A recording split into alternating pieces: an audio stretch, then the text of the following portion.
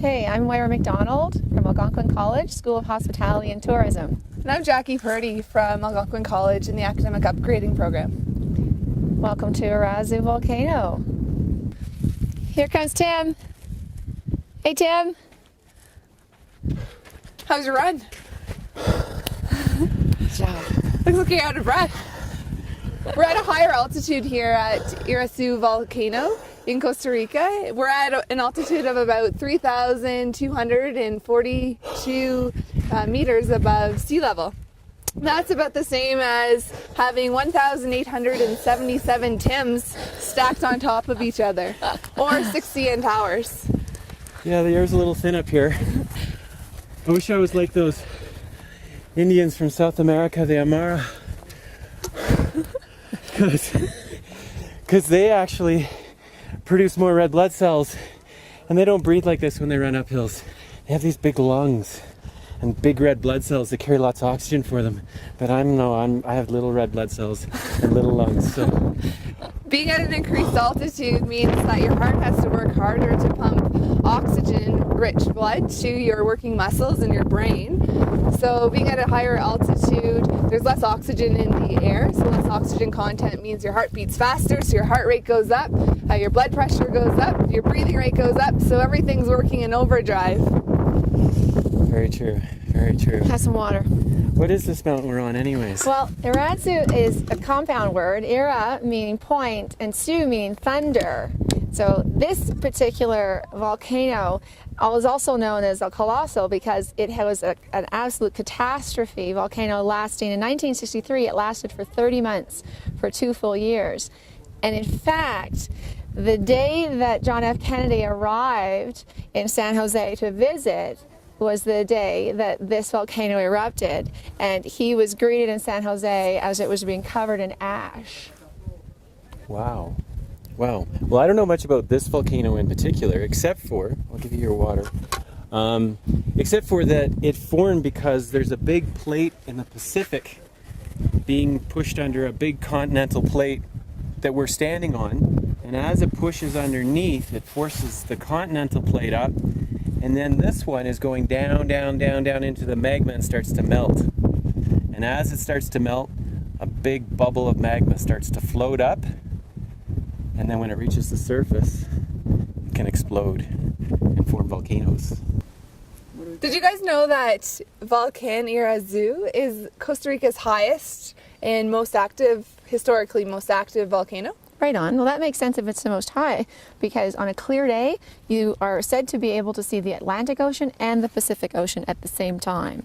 That's amazing. Getting a clear day may not be that easy, however. Well, I really noticed it's cold up here. Yeah, they say the average temperature is 7.3 degrees Celsius. Really?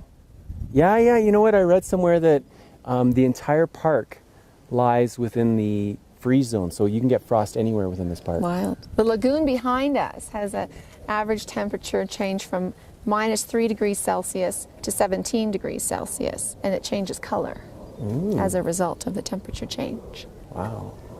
It's green at the moment, but it could be blue and turquoise at any given temperature change. Yeah, it's a really blue-greeny turquoise, kind of like your eyes. Oh.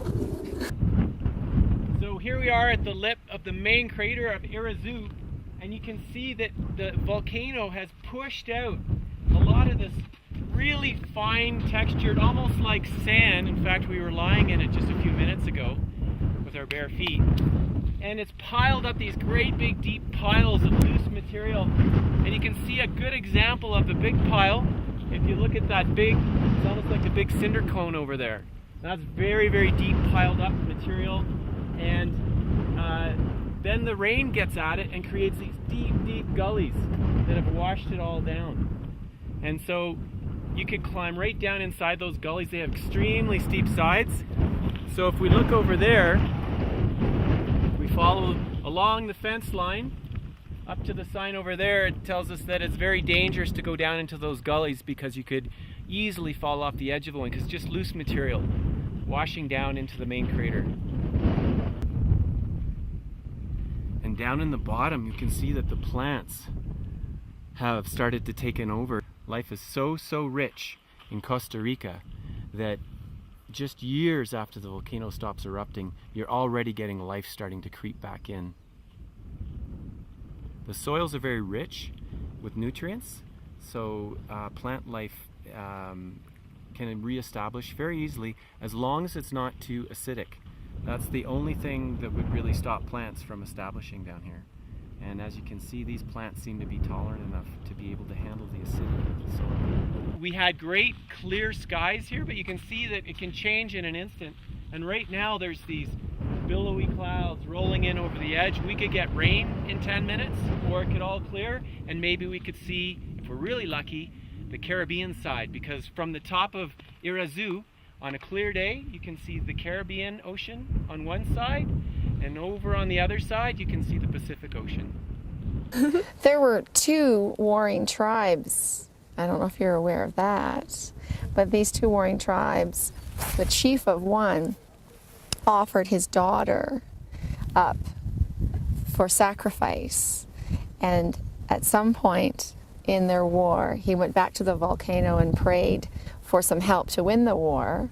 And I believe, Jackie, you knew what happened after that. Yeah, the volcano spewed ashes and it wiped out the other tribe, and he won the war because of the sacrifice he made of his daughter.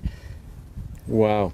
So he saved the rest of his people? And I think that's one of the stories of how the volcano got its name, because her name was Irazu,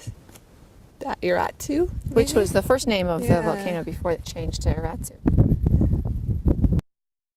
And you have -3, It's so... so cold my nose is running. Whatever, it doesn't matter. Minus sounds good, though. If you have -3, I'm going with -3. It's good. Granola seeds? Am I good?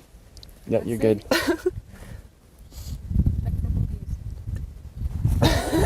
She's rolling. You're rolling, aren't you? Love it. Is this the outtake? I almost reached over and did that for you. Yeah, it was the mother. And I was Thanks, like, Mom. I did. I almost went. Yeah, Thanks, that would have been Mom. good, huh? I'm with you on that. In fact, letting that gravel kick in now.